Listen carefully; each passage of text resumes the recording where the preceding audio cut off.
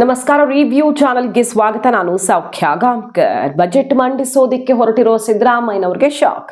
Guarantee ಯೋಜನೆಗೆ ಭಾರೀ ಆಘಾತ ಎದುರಾಗಿದೆ. ಮತ್ತೊಂದು ಕಡೆ ಕಾಂಗ್ರೆಸ್ಸಿಗರೇ ಬಿಚ್ಚಿಟ್ಟಿರುವ ಸೀಕ್ರೆಟ್ ಏನು? ಈಗ ಬಿಜೆಪಿಗರಿಗೆ ಭರ್ಜರಿ ಅಸ್ತ್ರವಾಗಿದೆ ಬಜೆಟ್ ಅಧಿವೇಶನದ ಸಮಯದಲ್ಲಿ. ಡೀಟೇಲ್ಸ್ ಇಡ್ತಾ ಹೋಗ್ತೀವಿ. ಮಿಸ್ ಮಾಡ್ತಾ ನಮ್ಮ ಚಾನಲ್ನ ಸಬ್ಸ್ಕ್ರೈಬ್ ಮಾಡಿ, ನಿಮ್ಮ ಅಭಿಪ್ರಾಯ ಕಮೆಂಟ್ ಮಾಡಿ ತಿಳಿಸಿ. ಎಸ್ ವೀಕ್ಷಕರೇ, ಗ್ಯಾರಂಟಿ ಯೋಜನೆಗೆ ಬಹಳ ದೊಡ್ಡ ಆಘಾತ ಎದುರಾಗಿದೆ ಅನ್ನೋದು ಹೊಸ ವಿಷಯ ಅಲ್ಲ. ಶಾಸಕರು ಸಚಿವರು ಒಪ್ಪಿಕೊಂಡಿದ್ದಾರೆ.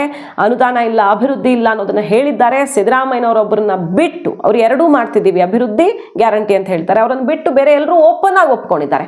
ಹೊರೆಯಾಗಿದೆ, ಆಘಾತ ಆಗಿದೆ, ಯಾವ ಕಾರಣಕ್ಕೂ ಒಂದು ಚೂರು ಅನುದಾನ ಸಿಗ್ತಿಲ್ಲ, ನಾವು ಆತ್ಮಹತ್ಯೆ ಮಾಡ್ಕೊಳ್ತೀವಿ ಅನ್ನೋ ತನಕ ಕಾಂಗ್ರೆಸ್ ಶಾಸಕರ ಅಳಲು ಕೇಳಿದ್ದೀವಲ್ಲ. ಈಗ ನೋಡಿ, ಬಜೆಟ್ ಹೊತ್ತಲ್ಲಿ ಶಕ್ತಿ ಯೋಜನೆ ಯಾವ ರೀತಿ ಸಂಕಷ್ಟ ತಂದಿಟ್ಟಿದೆ ಅನ್ನೋದರ ಸ್ಪಷ್ಟ ಚಿತ್ರಣ ಸಿಗ್ತಾ ಇದೆ. ಈಗ ಸಾರಿಗೆ ಇಲಾಖೆ ಲಕ್ಷಾಂತರ ಸಿಬ್ಬಂದಿ ಆಲ್ರೆಡಿ ಹೋರಾಟ ಮಾಡಿ ಪಾಪ ತಮ್ಮದು 36 ತಿಂಗಳ ಏನು ಅರಿಯರ್ಸ್ ಬಂದಿಲ್ಲ ಅಂತೆಲ್ಲ, ನಮ್ಮ ಜೀವನದ ಪ್ರಶ್ನೆ ಅಂತ ಹೋರಾಟ ಮಾಡಿದ್ರಲ್ಲ, ಈಗ ಅಸಲಿಯತ್ ಹೊರಗಡೆ ಬರ್ತಿದೆ. ಶಕ್ತಿ ಯೋಜನೆ ಹಾಗಾದ್ರೆ ಸಾರಿಗೆ ನಿಗಮದ ಶಕ್ತಿಯನ್ನೇ ಹೆಂಗೆ ಹಿಪ್ಪೆ ಮಾಡಿದೆ ಅಂತ ನೋಡಿ.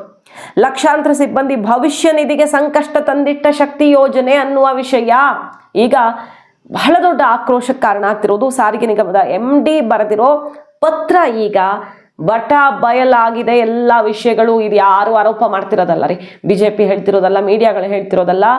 ಸಾರಿಗೆ ನಿಗಮದ MD ಬರೆದಿರುವಂತಹ ಪತ್ರದಲ್ಲಿ ಎಲ್ಲ ವಿಚಾರ ತೆರೆದುಕೊಂಡಿದೆ ಸರ್ಕಾರದ ಬಗ್ಗೆ.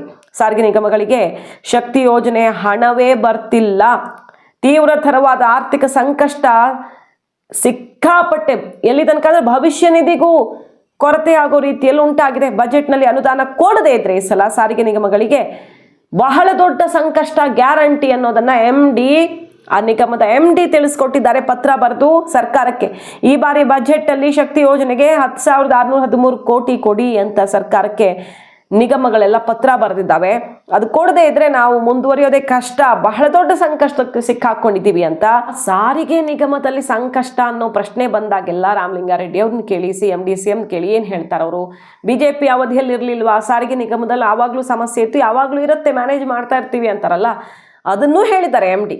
ನೋಡಿ, ಶಕ್ತಿ ಯೋಜನೆ ಅನುಷ್ಠಾನದ ನಂತರ ನಗದು ಬರೋದು ದೊಡ್ಡ ಕಷ್ಟ ಆಗಿದೆ, ತೀವ್ರ ಕೊರತೆಯುಂಟಾಗಿದೆ ಅನ್ನೋದನ್ನ MDA ಅದನ್ನ ಬಹಿರಂಗಪಡಿಸಿದ್ದಾರೆ. ಸಾರಿಗೆ ನಿಗಮಗಳ ಸಿಬ್ಬಂದಿ ಭವಿಷ್ಯ ನಿಧಿ ಅವರು ಕೊಡುವಂಥ ಎಲ್ಲ ಬಗೆಯ ಉಪದಾನ, ಕಾರ್ಯಾಚರಣೆ ವೆಚ್ಚ ಪ್ರತಿಯೊಂದನ್ನು ಕೂಡ ನಿಭಾಯಿಸೋದಕ್ಕಾಗ್ತಿಲ್ಲ ಶಕ್ತಿ ಯೋಜನೆಯ ಬಳಿಕ ಅನ್ನೋದನ್ನ ಸ್ವತಃ MD ಖಚಿತಪಡಿಸಿದ್ದಾರೆ. ಸರ್ಕಾರಕ್ಕೆ ಗೊತ್ತೇ ಇಲ್ವಾ ಇದೆಲ್ಲ, ಅಥವಾ ಯಾರ ಕಣ್ಣಿಗೆ ಮಣ್ಣೆತ್ತಿದ್ದಾರೆ? ಲಕ್ಷಾಂತರ ಜನ ಅಲ್ಲಿರೋರು ಜನನೇ, ಅವರು ಓಟ್ ಹಾಕಿರ್ತಾರೆ, ಅವರು ಈ ರಾಜ್ಯದ ಜನ, ಅವರು ಕನ್ನಡಿಗರು. ನೀವು ಗ್ಯಾರಂಟಿ ಯೋಜನೆ ಕೊಟ್ಟು ಅಂದರೆ ಮನಸ್ಸು ಬಂದಾಗ ಕೊಟ್ಟರೆ, ಗ್ಯಾರಂಟಿ ಯೋಜನೆಯನ್ನು ಏನು ಹೇಳ್ದಂಗೆ ಕಂಪ್ಲೀಟ್ ಆಗಿ 100% ಅಂತೂ ಟೈಮಿಗೆ ಬರಲ್ವಲ್ಲ, ಮನಸ್ಸಿಗೆ ಬಂದಾಗ ಕೊಡ್ತೀವಿ ಅಂತ ಸರ್ಕಾರದವರೇ ಹೇಳ್ಕೊಂಡಿದ್ದಾರೆ. ನಾವೇನು ಒಂದೊಂದು ತಿಂಗಳಿಗೂ ಹಾಕ್ತೀವಿ ಅಂತ ಹೇಳಿದ್ವು ಅಂತ, ಅದು ಬಿಟ್ಟು ಹಾಕಿ.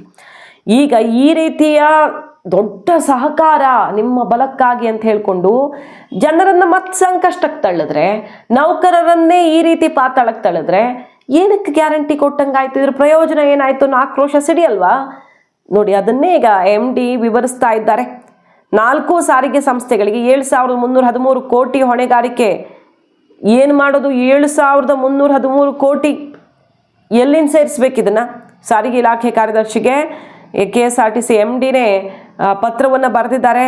ಬಜೆಟ್ನಲ್ಲಿ ಶಕ್ತಿ ಯೋಜನೆಗೆ 10,613 ಕೋಟಿ ಕೊಡಲೇಬೇಕು ಅಂತ ಕೇಳ್ತಿದ್ದಾರೆ. 3 ವರ್ಷದ ಶಕ್ತಿ ಯೋಜನೆ ಲೆಕ್ಕವನ್ನ ಇಟ್ಟು ಸರ್ಕಾರದ ಅಸಲಿಯತ್ತೇನು ಅನ್ನೋದನ್ನ ಸ್ವತಃ ಈಗ ಸಾರಿಗೆ ನಿಗಮವೇ ಹೊರಗಿಟ್ಟಂತಾಗಿದೆ. ನೋಡಿ, 2023-24 ಲೆಕ್ಕ ಅಲ್ಲಿಂದ ತಗೊಂಡು ಇಲ್ಲಿ ತನಕ ಫಲಾನುಭವಿಗಳು ಎಷ್ಟು ಜನ ಪ್ರಯಾಣ ಮಾಡಿದ್ದಾರೆ, ಟಿಕೆಟ್ ದರ ಸರ್ಕಾರ ಕೊಟ್ಟಿದ್ದು, ಕೊರತೆ ಎಷ್ಟಾಗಿದೆ ಪ್ರತಿಯೊಂದು ಆರ್ಥಿಕ ವರ್ಷದಲ್ಲೂ ಅನ್ನೋ ಲೆಕ್ಕ ಇಟ್ಟು ರಾಜ್ಯದ ಜನಕ್ಕೂ ಗೊತ್ತಾಗ್ತಿದೆ ಈಗ ಸರ್ಕಾರ ಏನು ಮಾಡ್ತಿದೆ ಅಂತ. ಶಕ್ತಿ ಯೋಜನೆಯಿಂದ ಸಂಕಷ್ಟ ಭಾರಿ ಪ್ರಮಾಣದಲ್ಲಿದೆ ಅನ್ನೋದನ್ನು ತಿಳಿಸ್ತಿದ್ದಾರೆ.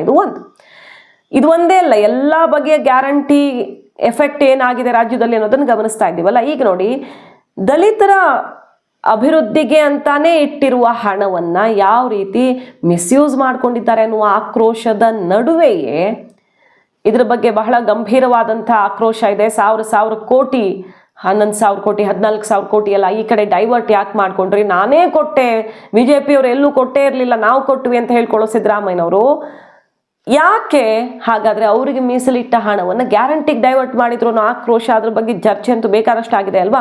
ಕಾಂಗ್ರೆಸ್ನವರೇ ಈಗ ಸಿಡಿದೆದ್ದಿದ್ದಾರೆ, ದಲಿತರಿಗೆ ಅನ್ಯಾಯ ಆಗಿದೆ ಅಂತ. ಮಹದೇವಪ್ಪನವರ ವಿಚಾರದಲ್ಲಿ ಉಗ್ರಪ್ಪನವರ ಮಾತು, ಮತ್ತೆ ಈ ಹಿಂದೆ ಮಹದೇವಪ್ಪನವರೇ ಒಂದ್ಸಲ ಸಿಟ್ಟು ಮಾಡ್ಕೊಂಡಿದ್ದು, ಜಾರ್ಜ್ ಅವ್ರ ಜೊತೆಗೆ ಜಟಾಪಟಿ ಆಗಿದ್ದು ಎಲ್ಲ ನೋಡಿದ್ವಿ.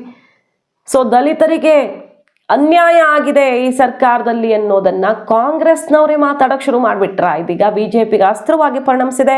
ಉಗ್ರಪ್ಪನವರ ವಿಡಿಯೋ ಶೇರ್ ಮಾಡಿಕೊಂಡು BJPಗರು ಆಡ್ಕೊಂಡು ನಗ್ತಿದ್ದಾರೆ. ಏನಾಗಿದೆ ಈ ಸರ್ಕಾರದ ಪರಿಸ್ಥಿತಿ ಅಂತ. ಮಂತ್ರಿಗಳಾಗಿದ್ದೀರಿ, ಏನ್ರಿ ಆಗಿದೆ? ನೀವು ಈ ವರ್ಗವನ್ನ ವೋಟ್ ಹಾಕ್ಸ್ಕೊಳ್ತೀರಿ, ಈ ವರ್ಗದ ರಿಸರ್ವೇಶನ್ಸ್ ಅನ್ನ ರೆಪ್ರೆಸೆಂಟ್ ಮಾಡ್ತೀರಿ. ನಾನು ನಿಮ್ಮ ಮೂಲಕ ಕೇಳ್ತೀನಿ, ಈ ಜಿಲ್ಲಾ ಮಂತ್ರಿ ಮಿಸ್ಟರ್ ಮಹದೇವಪ್ಪ, ಅಧಿಕಾರ ಬೇಕಾದ್ರೆ ದಲಿತರು ಅಂತ ಹೇಳ್ತಾರೆ, ಆದ್ರೆ ಈ ದಲಿತ ವರ್ಗಕ್ಕೆ ಆಗುವಂತ ಅನ್ಯಾಯದ ವಿರುದ್ಧ ಯಾಕೆ ಧ್ವನಿ ಎತ್ತಾ ಇಲ್ಲ? ದಯಮಾಡಿ ನಮ್ಮ ತಾಳ್ಮೆಯನ್ನ ಪರೀಕ್ಷೆ ಮಾಡ್ಲಿಕ್ಕೆ ಹೋಗ್ಬಿಡಿ. ನಾನು ರಾಜಕಾರಣಿಯಾಗಿ ಪಾರ್ಟಿ ಫೋರಂ ಅಲ್ಲಿ ಏನ್ ಹೇಳಬೇಕೋ ಹೇಳಿದ್ದೇನೆ, ಪತ್ರಗಳನ್ನು ಬರೆದಿದ್ದೇನೆ. ಆದ್ರೆ ಈ ವರ್ಗದ ಜನ ಇವತ್ತು ಉಳಿಲಿಲ್ಲ ಅಂತ ಹೇಳಿದ್ರೆ ಸಾಮಾಜಿಕ ನ್ಯಾಯ ಕೇವಲ ಯಕ್ಷ ಪ್ರಶ್ನೆ ಆಗುತ್ತೆ.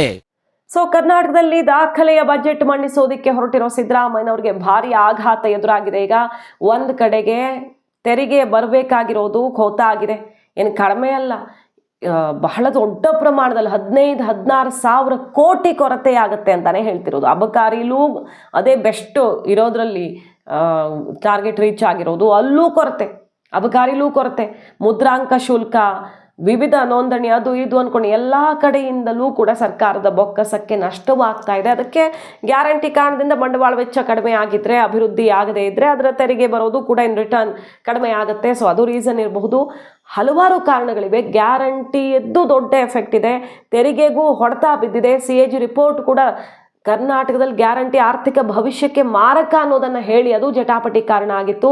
ಈಗ ಹೊಸ ಬಜೆಟ್ ಮಂಡಿಸೋದಕ್ಕೆ ಹೊರಟಿದ್ದಾರೆ ಸಿದ್ದರಾಮಯ್ಯನವರು. ಹೇಳಿದ್ದ ಗ್ಯಾರಂಟಿಯನ್ನ ಟೈಮ್ಗೆ ಸರಿಯಾಗಿ ಕೊಟ್ಟಿಲ್ಲ. 5,000 ಕೋಟಿ ಎಗರಿಸಿದ್ದಿರಬಹುದು, ಗೃಹಲಕ್ಷ್ಮಿದು ಇನ್ನೂ ಬಾಕಿ ಉಳ್ಕೊಂಡಿರೋದಿರಬಹುದು, ಅಕ್ಕಿ ಹಣ ಎಗರಿಸಿದ್ದಿರಬಹುದು, ಮತ್ತೆ ವಿವಿಧ ಯೋಜನೆಗಳಲ್ಲಿ ಅವ್ರಿಗೆ ಕೊಟ್ಟಂತಹ ಪ್ರಾಮಿಸ್ ಅನ್ನ ನೆರವೇರಿಸದೇ ಇರೋದು ಅಂತ ಆಕ್ರೋಶ ಎಲ್ಲ ಈಗಾಗಲೇ ಸಿಡಿದಿದೆ. ಈಗ ಅವರದ್ದೇ ಪಕ್ಷದವರು ತಿರುಗಿ ನಿಂತ್ರ ಹಾಗಾದ್ರೆ ಸಿದ್ದರಾಮಯ್ಯನವ್ರ ವಿರುದ್ಧ. ಶಾಸಕರು, ಕ್ಯಾಬಿನೆಟ್ ಮೀಟಿಂಗ್ ಅಲ್ಲಿ ಸಚಿವರು ಎಲ್ಲ ಓಪನ್ ಆಗಿ ಹೇಳಿದ್ರು, ಕೆಲವೊಂದನ್ನು ಕಟ್ ಮಾಡಿ ಕೆಲವೊಂದಕ್ಕೆ ಬ್ರೇಕ್ ಹಾಕಿ ಅಂತೆಲ್ಲ. ಈ ಸಲ ಬಜೆಟ್ ಅಲ್ಲಿ ಗ್ಯಾರಂಟಿಗೆ ಕತ್ರಿ ಹಾಕ್ತಾರೆ ಅಂತಾನು ಚರ್ಚೆ ನಡೀತಿದೆ. ಯಾಕಂದ್ರೆ ಆರ್ಥಿಕ ಇಲಾಖೆದೆ ಸಲಹೆ ಸೂಚನೆ ಇದೆಯಂತೆ. ಸರ್ಕಾರಿ ನೌಕರರಿಗೆ ಸಂಪೂರ್ಣವಾಗಿ ಗ್ಯಾರಂಟಿ ನಿಲ್ಸೇ ಬಿಡ್ತಾರಾ, ಅದು ಒಂದು ಪ್ರಸ್ತಾವನೆ ಇದೆ ಅಂತ ಚರ್ಚೆ ಆಗ್ತಿದೆ ಈಗ. ಅಥವಾ ಗಿವ್ ಇಟ್ ಅಪ್, ನಿಮಗೆ ಬೇಕಾದವರು ಬಿಟ್ಕೊಡಿ ಅಂತ ಸಬ್ಸಿಡಿ ಹೇಗೆ ಕರೆ ಕೊಟ್ಟಿದ್ರಲ್ಲ ಮೋದಿ ಅವರು, ಗ್ಯಾಸ್ ಸಬ್ಸಿಡಿ, ಹಾಗೆ ಮಾಡ್ತಾರಾ? 2-3 ಆಪ್ಷನ್ಸ್ ಇಟ್ಟಿದೆ ಆರ್ಥಿಕ ಇಲಾಖೆ. ನೋಡಿ, ಈ ಕಟ್ ಮಾಡೋದಕ್ಕೆ ಹಿಂಗಿಂಗ್ ಮಾಡ್ಬೋದು, ಈ ರೀತಿ ಅವಕಾಶ ಇದೆ ಅಂತ. ಯಾವುದರ ಮೊರೆ ಹೋಗ್ತಾರೆ ಮತ್ತು ಈಗಾಗಿರೋ ಸಮಸ್ಯೆಗೆ ಯಾರು ಹೊಣೆ ನೋಡಬೇಕು. ಮಾಹಿತಿ ಇಷ್ಟ ಆಗಿದ್ರೆ ಮಿಸ್ ಮಾಡದೆ ನಮ್ಮ ಚಾನಲ್ನ ಸಬ್ಸ್ಕ್ರೈಬ್ ಮಾಡಿ. ನಿಮ್ಮ ಅಭಿಪ್ರಾಯ ಕಮೆಂಟ್ ಮಾಡಿ ತಿಳಿಸಿ. Thank you.